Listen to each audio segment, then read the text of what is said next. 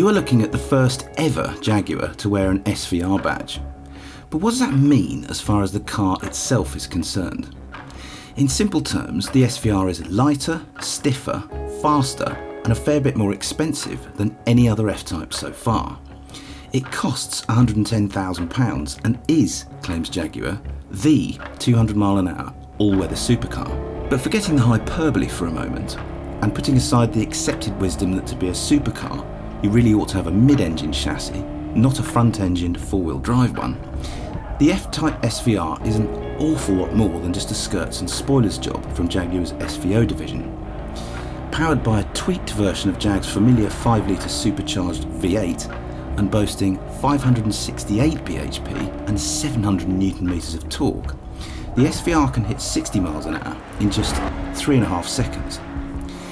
Its chassis, brakes, steering and suspension have all been comprehensively uprated, as has its aero package, although Jaguar claims the car now has no lift rather than generating any actual downforce. Inside, it's a thing of rare beauty, is the SVR, with bespoke quilted leather sports seats and a delicious swathe of Alcantara suede on both its steering wheel and dashboard. And in the flesh, it looks elegantly menacing, with a new diffuser and an active wing at the back, and all sorts of extra cooling ducts at the front. The question is then, does it deliver where it matters most, on road and on track? It's mad, isn't it? They spend all this money and go to all this effort to make a really fruity version of an already really fruity car, and the first thing I notice after about no more than 200 metres in this thing is how nice the ride is. They've actually softened the front springs by 5%. The rear springs are a little bit harder, and there's a much kind of beefier suspension knuckle at the back. But they claim that this thing rides better than the regular F-Type R, and they ain't wrong. The first thing I notice is how comfortable it feels. That's amazing. Other first impressions of the F-Type SVR are good, going on great. This new exhaust system that they've built for this car, titanium exhaust, it sounds, well, it does sound, undeniably similar to the previous supercharged V8s, but it does have this much harder edge to it. It sounds just naughtier. I mean, let's put it in dynamic. Select a low gear. I mean, that is a pretty nice noise, and it does all sorts of funky crackles and bangs on the downshift. And being no doubt, this thing goes. It really does go. It's got 568 horsepower, bhp, not PS, 700 Nm of torque.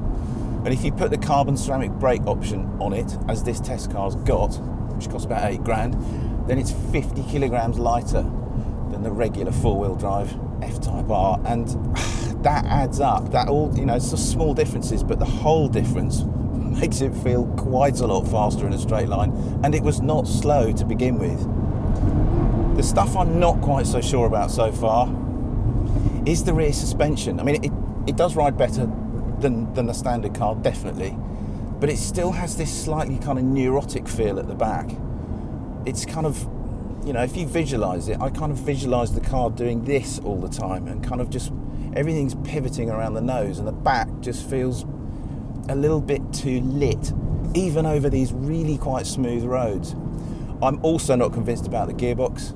It's the kind of ubiquitous 8-speed ZF, which works absolutely fine in a Range Rover or a 5 Series, etc. But I'm not quite sure in something as leery and hairy as this. I want something that shifts gear a bit faster. They have tweaked the software to make it as fast and kind of urgent as possible, but bottom line is it still feels like a regular old automatic gearbox, and I think that's just a little bit off the pace, to be honest. See, I'm just going to knock it out of dynamic mode now, which does just relax the dampers, it relaxes the steering, the throttle mat, the mat for the gear changes. It just kind of calms it down by a good, I'd say 15 to 20%, or in the other direction if you select it. And I actually think it's a more pleasant car to drive on the road like this, because it's just that much more relaxed. It doesn't feel just as neurotic. This is a road car after all. However, of any Jaguar they've ever built, production Jaguar, this thing is probably going to go to a track more than any other Jag, and they have actually laid on a track for us. So I think it's kind of time we went there, just to see what it'll do on or ever so slightly beyond the limit.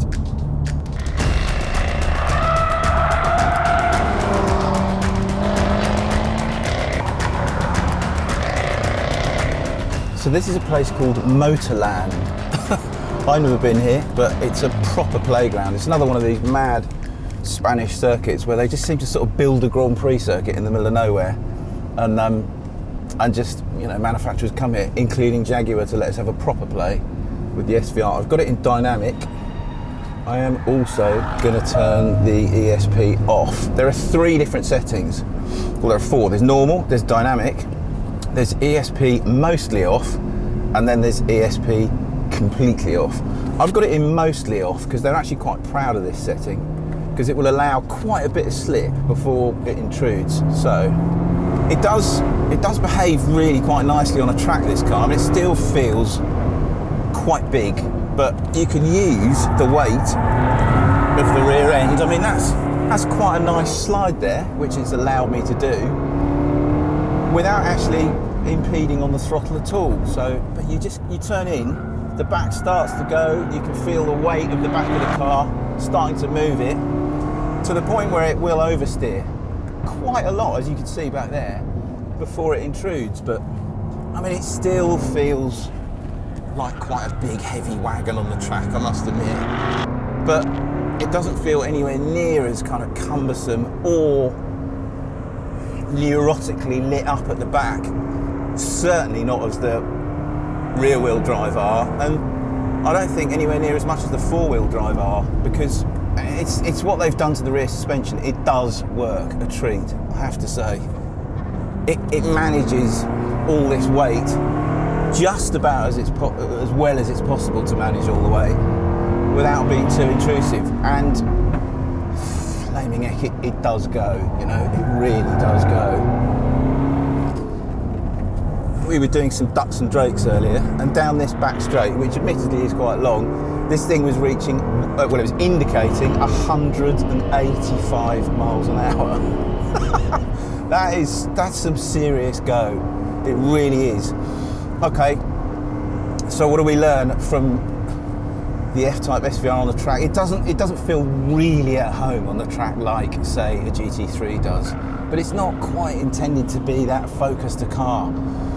It's more of a gentleman's express than something like a GT3. It's kind of there with a 911, just about, I suppose.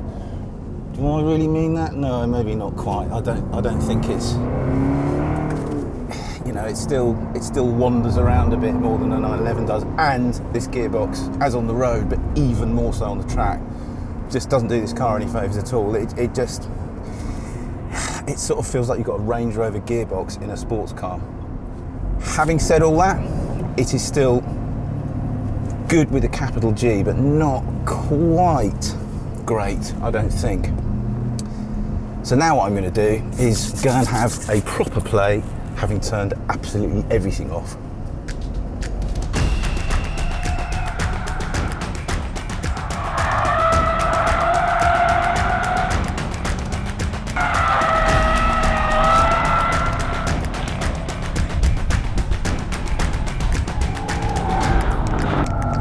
Massive bung.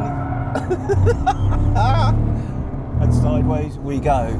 As soon as you get on the power, it pulls it straight, but if you kind of commit and turn in with really aggressively, it does go beautifully sideways. So the SVR isn't quite the drift monster it could be on a track, with a 4-wheel drive system that ultimately does everything it can to pull the car straight when it starts to slide. But does that matter overall? Does it heck? For most punters, this is almost certainly a plus point, not a minus.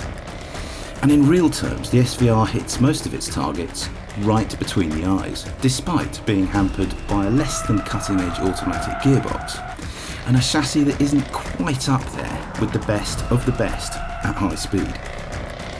Thing is, it very nearly makes up for all of this with its charm alone. And as for the way it looks, and the way it goes, and most of all, the way it sounds, it really is an absolute peach. The Jaguar SVR has arrived, and for the most part, it does not disappoint. Click on the video windows to watch a track battle between the Audi R8 V10 and Porsche's 911 Turbo S, or watch a first drive of the new McLaren 570 GT. Click on the play icon to watch our latest video, or on our logo to subscribe.